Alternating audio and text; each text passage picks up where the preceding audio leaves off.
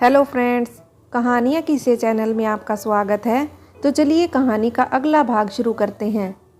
Friends, पिछले भाग में हमने पढ़ा था सरोज देवी ने जब संजना से कहा तुम मेरा और मेरे बेटे का पीछा क्यों नहीं छोड़ती ताकि हमें संतान सुख मिल सके।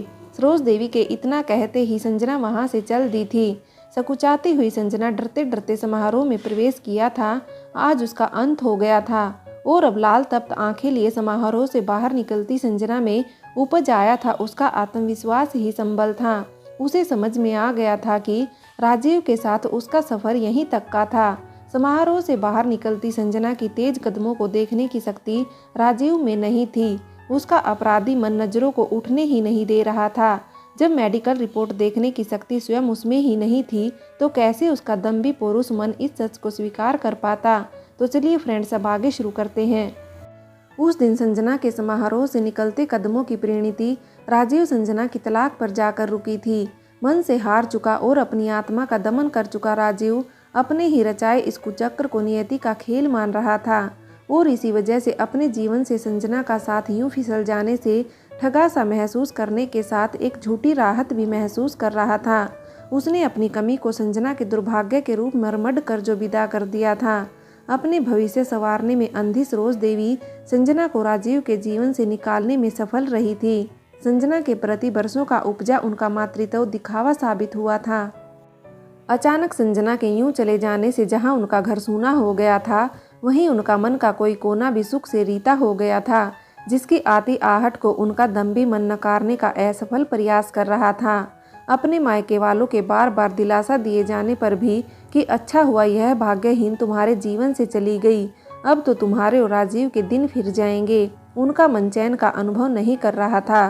सालों से संजना के ऊपर आश्रित चल रही वह उसकी अनुपस्थिति में स्वयं को बहुत असहाय महसूस करने लगी थी।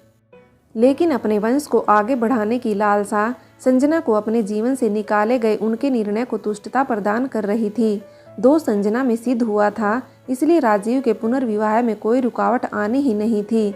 शीघ्र ही एक बार फिर सरोज देवी के मायके वालों ने राजीव का विवाह एक गरीब परिवार की लड़की अन्नू से करवा दिया था। राजीव चल पड़ा था अपने नए जीवन के सफर पर और पीछे छोड़ गया था सरल हृदय संजना को नितांत अकेला। राजीव के पुनर्विवाह की खबर पाते ही दुखी संजना ने कई दिनों तक खुद को घर में बंद रखा था।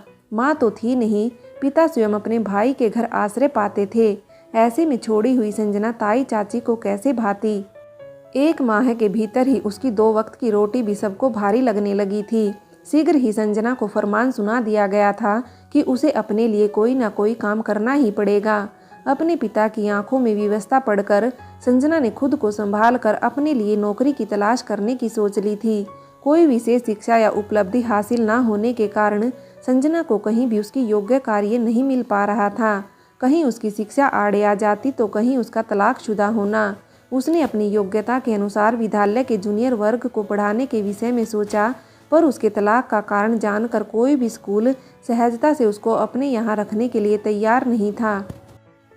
उनके अनुसार संजना का रिकॉर्ड उनकी इनफर्टिलीज बच्चों के परिजनों की आंखों में किरकेगी और स्कूल की रेपुटेशन खराब होगी। बहुत मुश्किल से और बहुत प्रार्थना करने पर उसे एक स्कूल में जूनियर वर्ग को पढ़ाने की अस्थायी अनुमति मिल गई थी। अब संजना का स्वभाव बदल चुका था। हरदम चहचाती और खुश रहती अपनी बेटी को अब गुमसुम देखकर संजना के पिता दुखी थे।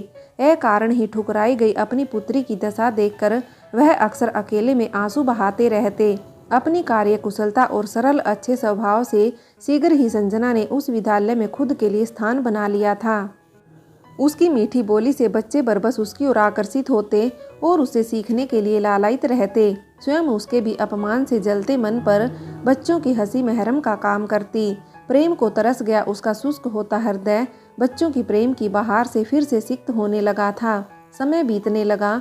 जहां संजना तार तार हो चुकी अपनी जिंदगी को एक बार फिर से समेटने में कामयाब रही थी, वहीं सरोज देवी की स्वयं की उपजी परेशानियां विकराल रूप ले चुकी थी।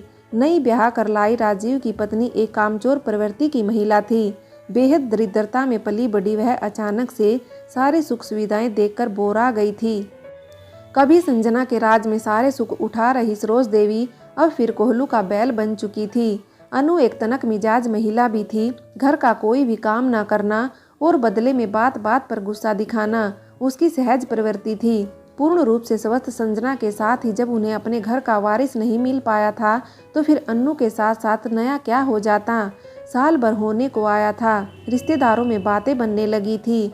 अरे अब तो जल्दी मुंह मीठा कराओ, अब किस बात की देरी हो रही है। जब एक दिन सुबह अन्नू के व्यवहार से परिचित सरोज देवी ने संकोच के साथ अन्नू से अपनी चिकित्सीय जांच कराने को कहा तो अन्नू ने दहाड़ कर इसका प्रतिवाद किया था।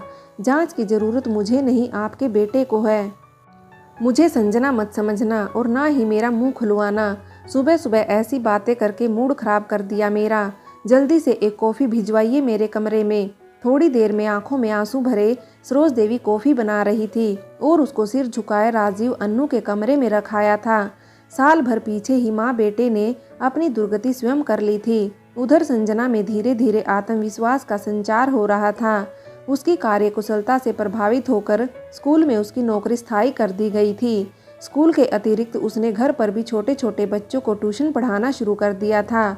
शुरुआत में उस पर लगे 5 रुपया आभूषण के चलते छोटे बच्चों के परिजन अपने बच्चों को संजना के पास भेजने में हिचकते थे, लेकिन संजना की मीठी बोली और छोटे बच्चों को बहुत प्यार से समझाने की प्रवृत्ति के चलते धीरे धीरे परिजनों का डर जाता रहा और वह बच्चों को उसके पास भेजने लगे। कमाई का जरिया बन गया था तो ताई चाची के कड़वे बोल मीठे वचनों में बदल गए थे। जिस संजना को बोझ समझकर सब आए दिन दुत्कारने लगे थे, अब घर में लक्ष्मी आते देख सिर आंखों पर लेने लगे। संजना बहुत दिनों से देख रही थी कि उसके पास ट्यूशन पढ़ने आने वाले बच्चों में से एक 4 वर्षीय बालक उसे टुकुर टुकुर देखता था। कभी वह बालक संजना के पास आकर बैठता और कभी उसे बार बार छू कर देखता। और एक दिन जब संजना ने उसे प्यार से गले लगाया तो वह फूट फूट कर रोने लगा। उस बच्चे की दादी उसे वहां पर ट्यूशन पढ़ने छोड़ने आती थी। जब संजना ने उनसे इस विषय में पूछा तो वह दुखी होकर बोली, अभी 3 महीने पहले ही इसकी माँ की मृत्यु हो चुकी है और बेटी इसकी माँ तुम्हारी तरह ही मुस्कुराते हुए मीठा बोलती थी और इसे प्यार करती थी, तो शायद तुम में यह अपनी माँ का अक्स देखता है। अभागा है बेचारा, कहकर वह महिला रोने लगी थी। नहीं नहीं आंटी जी, दुखी मत होइए, आप इस बच्चे के लिए इस तरह की बात मत कीजिए। यह तो बहुत प्यारा है, देख लेना इसे बहुत जल्दी मम्मी का प्यार मिलेगा। संजना प्यार से उसके कंधे पर हाथ रखकर उन्हें सांत्वना देने लगी। बहुत दिनों से बच्चे को संजना के पास ला रही वृद्ध महिला संजना के स्वभाव से परिचित हो गई थी और उसके विषय में भी आस पड़ोस से जान चुकी थी। वह अचकचा कर बोल उठी, तो क्या तुम मेरे गुड्डू की मम्मी बनोगी? तुम तो ममता की मूर्ति लगती हो, मेरे गुड्डू को अपना आंचल क्यों नहीं दे देती? यह आप किस तरह की बातें कर रही हैं आंटी जी? संजना के स्वर में हल्की नाराजगी उभर आई थी। तभी पीछे से आ रहे उसके पिताजी बोल पड़े, सही तो कह रही है, ममता की साक्षात मूर्ति हो तुम। फिर वह उन वृद्ध महिला की तरफ मुंह करके बोले, बहन जी, हमें लगता है इस बात को आगे बढ़ाया जा सकता है और इस प्रस्ताव पर विचार किया जा सकता है। मैं आपसे जल्दी ही मिलता हूँ। संतोष के लिए वह वृद्ध महिला गुड्डू को लेकर चली गई थी। घर में संजना एक दुधारू गाय बन चुकी थी। ऐसे में संजना के पिता द्वारा उसके पुनर्विवाह की बात उठाते ही ताई चाची ने पुरजोर विरोध करना शुरू कर दिया। आपको तो पता है भाई साहब, किन हालात में राजीव ने संजना को छोड़ा है। ऐसे में आप इसके पुनर्विवाह के बारे में कैसे सोच सकते हैं? अभी तक भाइयों के दबाव में रह रहे संजना के पिता अब अपनी पुत्री पर लग रहे आरोपों से दुखी फट पड़े थे। मुझे सब पता है और यह भी पता है मुझे क्या करना है और मुझे कोई नहीं रोक सकता। वृद्ध महिला का पुत्र और गुड्डू का पिता आलोक एक साधारण व्यवसायी था। उसका सरल स्वभाव जान के संजना के पिता प्रभावित हो गए थे और उन्होंने वह वृद्ध महिला ने आलोक के सामने विवाह का प्रस्ताव रख दिया। जब गुड्डू की दादी ने उसके पिता आलोक को अपनी बढ़ती उम्र का हवाला देकर उसके पालन पोषण में असमर्थता जताई, तब सरल व सीधे आलोक ने गुड्डू और मां के लिए संजना के साथ अपने रिश्ते को स्वीकृति दे दी थी। उधर पिता के लाख समझाने पर भी राजीव के प्रेम के रंग में रंगी संजना इस रिश्ते के लिए हरगिज भी तैयार नहीं हुई थी और यह जानते हुए भी कि राजीव ने अपना नया संसार बसा लिया है, वह किसी भी कीमत पर अपने जीवन में प्यार का रंग बदलने को तैयार नहीं थी। गुड्डू हमेशा की तरह पढ़ने आता रहा। अपनी तरफ देखती उसकी प्यारी निगाहों से अब संजना बचना चाहती। न जाने क्यों गुड्डू का एकटक उसे यूं देखना उसे असहज कर जाता। बच्चों को पढ़ाते हुए वह जब भी गुड्डू की तरफ देखती, गुड्डू मुस्कुराते हुए उसे ही देख रहा होता। गुड्डू का हंसता मुस्कुराता चेहरा उसका मन द्रवित कर जाता। एक बार कई दिनों तक गुड्डू ट्यूशन पढ़ने नहीं आया। जब एक सप्ताह होने को आया और गुड्डू पढ़ने नहीं आया तो संजना को बेचैनी होने लगी और वह उससे मिलने उसके घर चल दी थी। वहां जाकर पता चला गुड्डू को बहुत तेज बुखार आया हुआ था। उसे वहां आया देखकर गुड्डू की दादी बहुत खुश हुई। वह संजना को गुड्डू के कमरे में ले गई। बिस्तर पर आंख मूंदे लेटा गुड्डू बेहद कमजोर महसूस हो रहा था। उसको देखते ही संजना का मन भारी हो गया था। जब संजना ने गुड्डू को आवाज़ देकर पुकारा तो गुड्डू ने तुरंत आंखें खोल दी थी और उसे माँ कहकर पुकारने लगा था। अपने लिए माँ संबोधन सुनकर संजना भाव विभोर होकर रोने लगी और उसने गुड्डू को सीने से लगा लिया था। यह देख पास खड़े आलोक और गुड्डू की दादी की आंखें भी भर आई थी और वह दिन भी आ गया जब गुड्डू की उंगली पकड़कर संजना आलोक संग ब्याह कर नया संसार बसाने चल पड़ी थी। जहां संजना को भीगी आंखों से सभी आशीर्वाद दे रहे थे, वहीं संजना की ताई चाची उसकी विदाई के समय भी कटाक्ष कर रही थी। चलो बेचारी बांझ है, इसकी अपनी संतान तो हो नहीं सकती। भगवान ने गुड्डू के रूप में बना बनाया बेटा ही दे दिया है। गुड्डू की उंगली थामे उसके भोले चेहरे को निहारती संजना को आज किसी की बातें नहीं चुभ रही थी। गुड्डू की भोली मुस्कान के सामने आज सारी बातें बेमानी थी। संजना ब्याह कर अब नए आसियाने को महकाने पहुंच चुकी थी। आलोक अपेक्षाकृत सुलझे व्यक्ति थे। वह संजना की मनोदशा से परिचित थे। उनके अच्छे स्वभाव व स्नेह से संजना का खोया हुआ व्यक्तित्व वापस आ चुका था। साथ ही साथ संजना आलोक के लिए एक अच्छी जीवन साथी सिद्ध हो रही थी। अपनी कार्य कुशलता से जहां न सिर्फ उसने अपने घर को महका दिया था, बल्कि उसकी सूझबूझ और सलाह से आलोक का साधारण सा व्यवसाय भी कम समय में ही ऊंचाइयां छूने लगा था।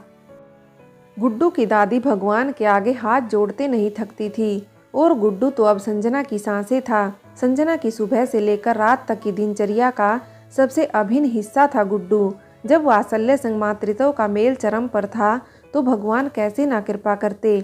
साल भर पीछे ही संजना ने एक स्वस्थ कन्या को जन्म देकर परिवार संपूर्ण कर दिया था। संजना के एक स्वस्थ बच्चे को जन्म देते ही बिरादरी में तरह तरह की बातें होने लगी। जो लोग कभी सरोज देवी की तारीफ करते नहीं थकते थे, अब उन्हें बुरा भला कह रहे थे। राजीव का दूसरा विवाह पूरी तरह से असफल साबित हुआ था। अन्नू बदमिजाज महिला थी जो सरोज देवी के व्यवहार से सामंजस्य नहीं बिठा पाई और छोटे छोटे विवादों के बाद अपने मायके में रहने लगी थी। और जग हंसाई ना हो इस कारण राजीव को न तो तलाक लेते बनता था और ना ही अन्नू के साथ निभाते। आगे का जीवन कैसे कटेगा, यह सोचकर ही सरोज देवी का कलेजा मुंह को आता था। संजना उनके जीवन से क्या गई थी, मानो सुख ही चला गया था और इस बात पर मुहर आज लग भी गई थी। आज संजना की बेटी के नामकरण का निमंत्रण पत्र जब सरोज देवी और राजीव के पास पहुंचा था तो उनके जीवन में फिर से उथल पुथल मच गई थी। नामकरण वाले दिन संजना की गोदी में एक प्यारी सी कन्या और बराबर में संजना से चिपक कर बैठे प्यारे गुड्डू को देखकर सरोज देवी की आंखें भर आई थी। आलोक ने सरोज देवी और राजीव से अपनी पुत्री और अपने परिवार को आशीर्वाद देने को कहा। राजीव चाहकर भी संजना से नजरें नहीं मिला पा रहा था। जब संजना ने सरोज देवी के चरण स्पर्श किए तो उन्होंने उसे गले से लगा लिया और उनकी रुलाई फूट पड़ी। बेटी, तुमने तो मुझे बहुत सुख दिया था, मैं अभागी उस सुख को पहचान नहीं पाई। तुम्हारी सौभाग्यदायिनी कोख को मनहूस कहती रही। मनहूस तो मेरा दम्भ था जो सच स्वीकारना ही नहीं चाहता था। हो सके तो मुझे माफ़ कर देना। माँ, आप क्यों रो रही हैं? जो हुआ प्रभु इच्छा थी शायद। आपको मैंने कभी सुख दिया है या नहीं यह मुझे नहीं पता, पर आपने मुझे जो राजीव से अलग करके मातृत्व का सुख दिया है, जो मेरी कोख को सौभाग्य प्रदान करने का अवसर दिया है, उसके लिए मैं सदैव आपकी ऋणी रहूंगी। कहते हुए संजना ने अपनी बेटी का मुख चूमने के साथ ही गुड्डू को सीने से लगा लिया था। उधर राजीव और सरोज देवी पराजित दुखी मन से कक्ष से बाहर निकल रहे थे। उनके कदम अब अन्नू के घर की तरफ बढ़ रहे थे। शायद अभी समय रहते कुछ समेटना बाकी था।